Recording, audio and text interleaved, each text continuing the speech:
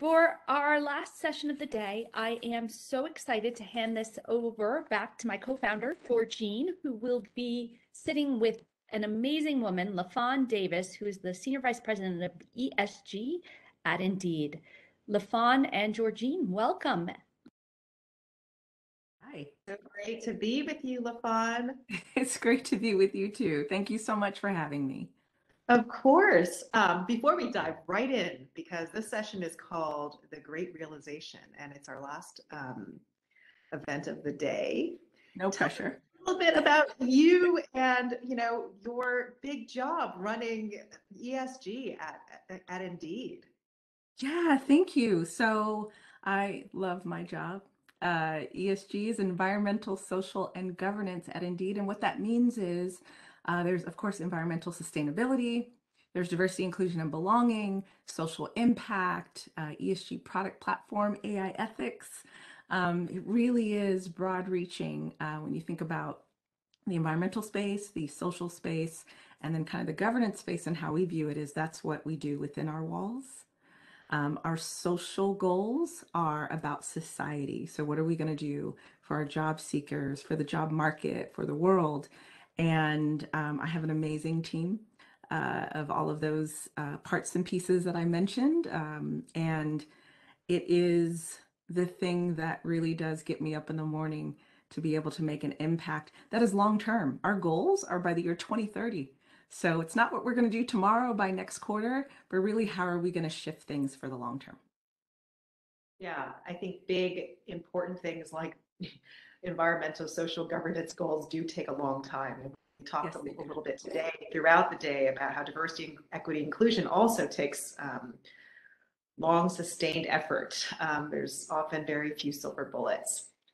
In your position at Indeed, I know there's a ton of research, access to job seeker behavior and insights.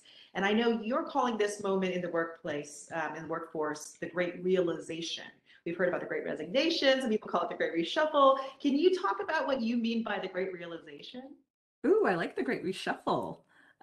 So yeah, I've called it the great resignation, the great realization, the great reevaluation. And what all of that means is that it's really a contemplation en masse that's come through because of two life-changing years we've experienced as a result of the pandemic.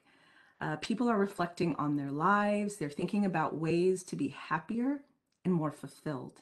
Jobs are such an enormous part of our lives. And indeed, we always talk about a job as more than a job.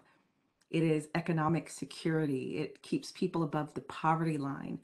And so people are really thinking about jobs as a key part of their overall reflection and a focal point of action being taken in pursuit of happiness. Our mission is to help all people get jobs, but we also want to understand what makes jobs meaningful and shape a more fulfilling future of work for anyone who's having or will have that moment of great realization. So we continuously collect data as part of our ongoing workplace happiness study to find answers and increase everyone's work happiness. We've completed over 6 million surveys so far globally. And some of the things we've learned are that 50% of people believe expectations around work happiness have increased over the last 5 years.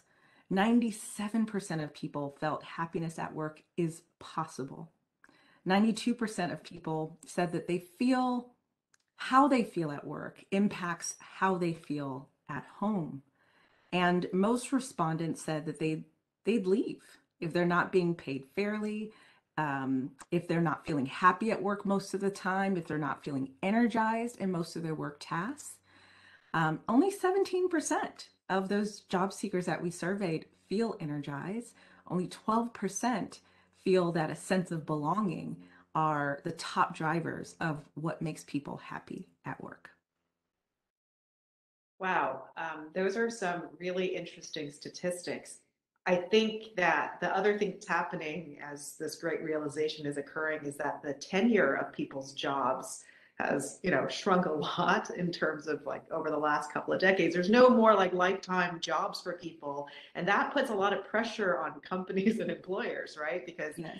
people want to be happy at work, and they're going to probably change jobs quite frequently. So to that end, how are employers responding? Do you have any insight into that in terms of how they're trying to attract or retain the employees that may be leaving in pursuit of happiness?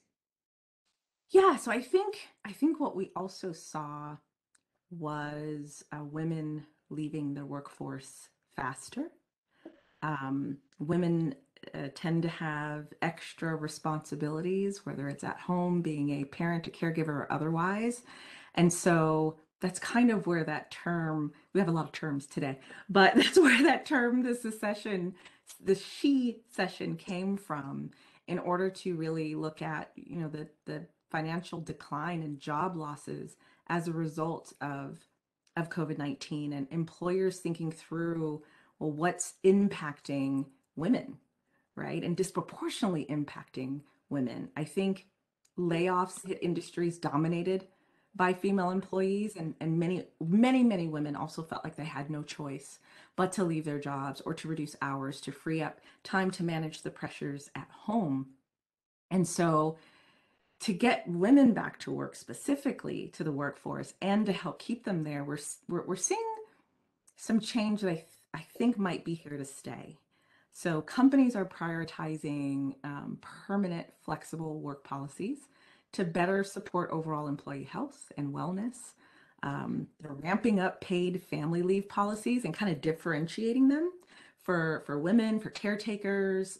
Some are providing childcare and creating policies around pregnancy loss and encouraging publicly available salary, so salary transparency, to really address the gender pay gap issues. So I think what's been happening throughout this realization, resignation, and reevaluation, all of those things, is that companies are now reevaluating how they are supporting their workforce. Your workforce is your greatest asset. Without your people, you will have nothing to build, you'll have nothing to sell, there will be no goods and services created. And so companies are taking a step back and thinking, how can we actually support people where they are so that we can amplify the workforce that we have and attract more talent to our company? One of the things you just said that really resonated with me is that women in many cases felt they had no choice but to leave. And I think of it as in your very stereotypical, which is not all households, like the power dynamic. If you're in a heterosexual marriage and a family with children, for example, if you have less power and less money, you're going to be the one that steps out of the workforce just for economic reasons to take care of homeschooling or sick relatives. And we at Fairygodboss believe you really have to advocate for yourself. Employers have to do their part, but you also, as an individual, should advocate for yourself for better compensation, for better opportunities. But I know Indeed has some interesting research on this, because advocating for yourself as a woman can have this double-edged sword. Like, it could be an issue. You can be perceived negatively, right, for advocating. And so you're a woman in the workforce. What would you recommend, either personally or professionally, that you've seen work when it comes to how to overcome this issue? Yeah, so that was a heavy question, right? Because it's what we deal with in the workforce all the time. And, we often will hear things like, women advocating for each other, but we'll hear like negative sentiment, like that person is aggressive, or that person has sharp elbows, and things like we've all dealt with it. We've all seen it. Um, and I have a really simple response to that, and that is normally what I do to remind myself. My pronouns are she, her, queen. And the reason that they're she, her, queen is because a lot of these negative terms are kind of historical and societal, right? Like aggressive. I'm like, not aggressive, I'm assertive. Or, she's bossy. Nope, she's a boss, but she's not bossy. Or the sharp elbow thing, I have heard that consistently. And I'm like, I'm sharp, but it didn't have anything to do with my elbows, right? It's changing the way that people, I think, talk about women leaders. I think it's changing the way we talk about some of those attributes that if they were male, then they would be high praise. But sometimes with women, they're not. And so it's definitely still an issue. And as part of Women's History Month, we ran a survey to help better understand the perceptions. And we found that more than half of women surveyed are advocating for themselves at work, but many of those who aren't put it down to the anxiety of fear of retribution, right? Almost half of women surveyed felt that way, and or feel of being labeled, again, aggressive, right? If they're advocating for themselves. And a large majority of women believe that women who do self-advocate are perceived more negatively as men. And so it really is around the perception that we have to change. And the only real way to counter this stuff is fostering a culture of advocacy. It's ensuring that we're continually and confidently speaking up for ourselves and for each other. And I think there's a few ways that we can do that. We can be specific about what we want. It's really hard to advocate for others or yourself if you don't know what you want, right? You can complain and say, I don't like this or that, but you really need to say what you want. If you want a raise, what number do you want? If you want a promotion, what title do you want? Like, determine what you want so that it's not what someone else is giving to you. We can also use data to support requests. So if we are asking for a raise, look at what the industry standard is for our position, speak to our friends, our peers. You know, that money conversation is a little taboo in some places, but we need to do it more because that's the only way that we're really going to understand, you know, what the market is like out there. And, you know, if we want a promotion, we build a portfolio of our achievements, you know, pull a list of your skill sets and how they're going to contribute to the role that you want. And then just kind of communicating simply and authentically, right? Be who you are, as opposed to conforming to some thing that you think your team might be looking for or a leader might be looking for. I had a woman once ask me, how do I fit inside the box that's been laid out for me? And I was like, okay, we're not supposed to cuss, but F that box. Like, you're not meant to be in a box. If you want to be in a shape, like make it a hexagon, a triangle, a something else, but don't conform to a box that someone else sets out for you. You're too important for that. You're too smart for that. You're too skilled for that, right? So you set the tone, you set the shape of the kind of person that you want to be authentically and what you want to go for and ask for it, you know, in a very direct and open and honest way. Your crown won't fit in a box, LaFawn. So perfect. Yeah, I mean, I think what you're saying makes a lot of sense. Be clear and have a plan, right? You don't just go in saying, I'm dissatisfied with something vague. Like, you're very clear about what you want. And if you're clear and have a plan, it's easier to be yourself. I think that makes a lot of sense. I also think that we can help each other. Whether you're a woman or not a woman advocating for yourself, you can support your colleagues by voicing support for, you know, their promotion or complimenting them outside the room when they're not there, or even directly, you know, to a group. Especially now that we're working virtually, it's a lot of group conversations. You can shout out somebody for doing a good job. And I think that in some ways I'm seeing it happen more naturally in a remote sort of Slack world. Yeah.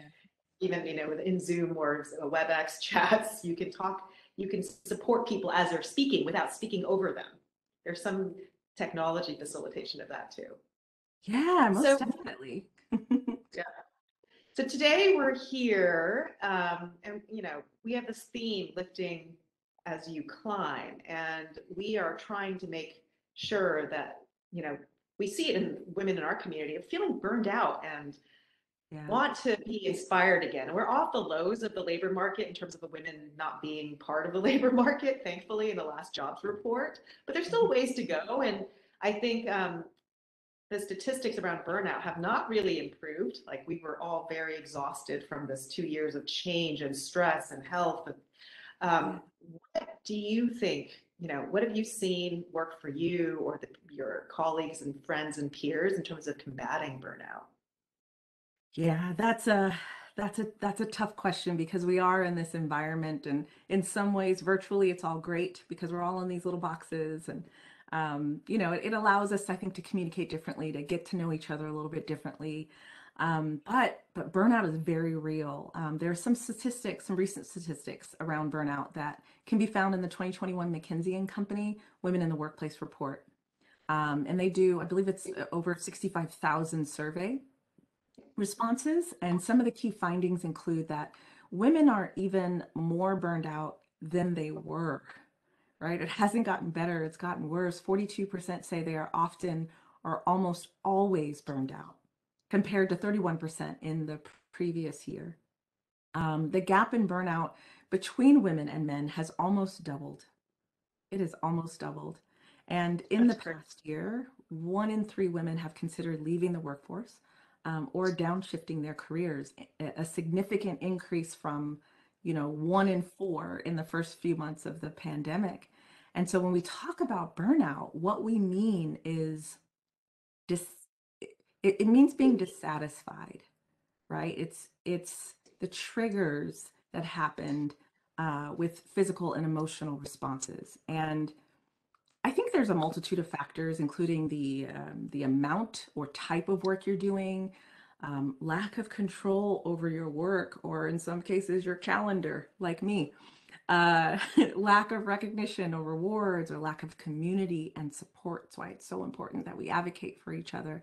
Unfair treatment or expectations, and some folks often say they're in a toxic environment. And so there are responses to that kind of burnout, including physical responses like high blood pressure and anxiety and disordered eating and sleeping. I'm sure there's no one that is listening to this right now whose sleep has not been interrupted by the pandemic and the working styles that we have. It can leave you feeling defeated or alone, and it can impair your cognitive function. Like, my memory is shot right now because there's so much going on.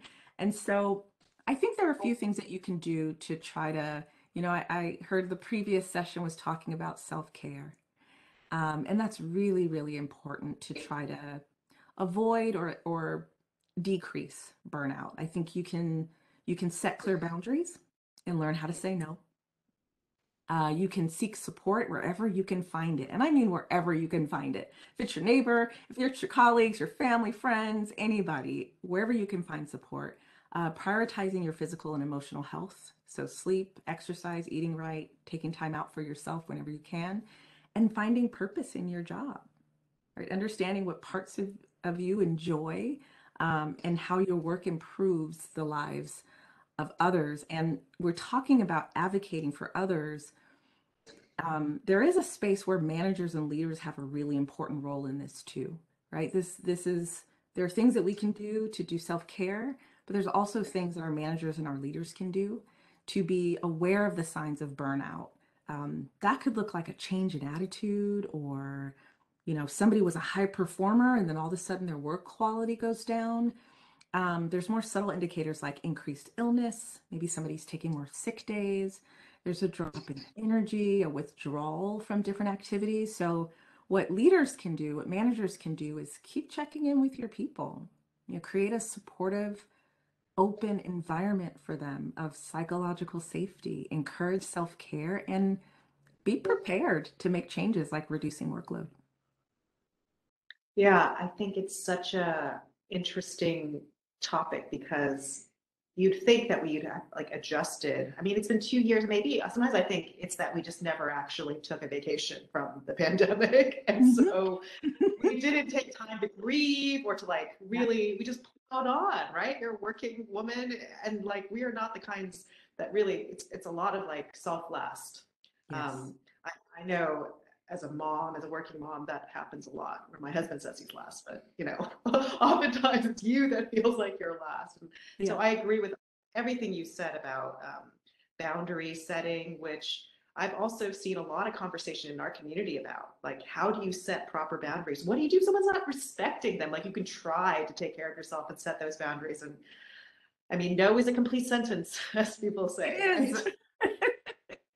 It is. And boundaries, when people don't respect your boundaries, it's an act of self-care to reiterate said boundaries, right? Because if other people don't have the same boundaries as you, they might blow right through them because they don't understand them. And so continuing to reiterate, hey, this is a boundary that I have set for these reasons, and I would like you to respect those boundaries, is a good reset. Otherwise, you're going to just be upset all the time that people aren't respecting your boundaries. Yes, absolutely. Well, I'm so fascinated with all the research that Indeed does and everything that you see. I think sitting in the position you are, I think my last question for you before we see if there's any audience questions is really, do you have any advice about not so much um, burnout, combating it, but how to be an effective ally and advocate? Because like so many of the conversations we've had today, we do rely on managers or people who are in the majority and not marginalized to sort of express, like, and sometimes it's a lot to ask the underrepresented person at the table to set those boundaries, to advocate. Right. So you talked about managers just noticing and paying attention. Now that's like a really important starting point. Just pay attention to what's happening around the room, signals. What can you do as a colleague if you're not necessarily in a manager role, or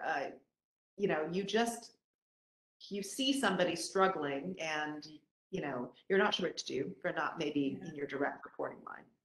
Yeah, so honestly, the first thing I'm going to say here is I don't preach to the choir, but you have to put on your own oxygen mask before you can help anybody else. If you are in a state of burnout, you cannot effectively advocate for someone else because you probably can't see clearly. And I think a big part of being an advocate is understanding what the person needs, not what you think they need, right? A lot of us are like, okay, and if I see something, say something. That is great. But you want to make sure that you're helping the person, that you're not doing what you think needs to happen in that situation. So the first thing you can do is take care of yourself in order for you to be able to take care of others. And the other thing I think that we have to do is communicate effectively. What do you need in this moment, right? If I'm going to make up a scenario, I see we're in a meeting and there's a woman who has amazing ideas, and there is someone else who is not a woman who is taking credit for said ideas. Now, I could make a big deal. I want to inside call that out in a hard way. Whereas that might actually make a scenario for this person that puts her in a position of harm or puts her in a position of having to defend herself when you're not in the room. So, thinking through like, what might this person need in the moment? Hey, what I notice is this person actually said that 5 minutes ago. And so I want to make sure that we hear from her on what her idea was and how to take it further, scale it, whatever the situation may be, as opposed to like, hey, you shouldn't have done that. And you made her feel very uncomfortable, and it's not okay because women's rights, right? Like, there are ways that I think we can advocate for each other that really actually help the person we're trying to advocate for.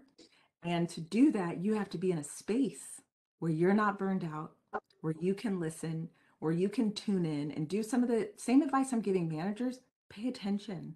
We are all humans first, right? And so plugging in and understanding your colleagues better and taking care of yourself will allow you to advocate for them in the best ways, not just your way. Absolutely. Let's see if there's any questions. I don't see anything, but I mean, I could just talk to you all day. So maybe I'll just end with any final piece of career advice, wisdom. I mean, I think you've gotten to a point in your career where you're so successful, you love your job. There's like a million women who'd kill to be in your spot. So anything you would have told your, younger self, you could share with all of us. Ooh, my younger self. Actually, I was just having this conversation with a colleague yesterday, and we were both talking about how when we were younger, we would have never thought we would be in these positions of power, these positions of authority, and we're kind of our ancestors' wildest dreams, right? We're doing things that our parents would have never thought were possible, and taking a step back and having that gratitude and realizing that I never thought I would be here. I never thought I would be here. I didn't even know what this looked like. And so just having a moment to take a step back, even if you're not exactly where you want to be, take a step back and look at how far you have come. Even if you're on your way, right? You're on your way to where you want to go. That gratitude and that realization was really powerful, right? Because now I can step into this space, understanding the chair that I now sit in, and having the forethought to say, I want to make this space better for everybody, not just me. I have my seat at the table. Now, how can I make more room? I love that. Thank you, LaFawn, for Thank spending time with us. you. It's been a pleasure.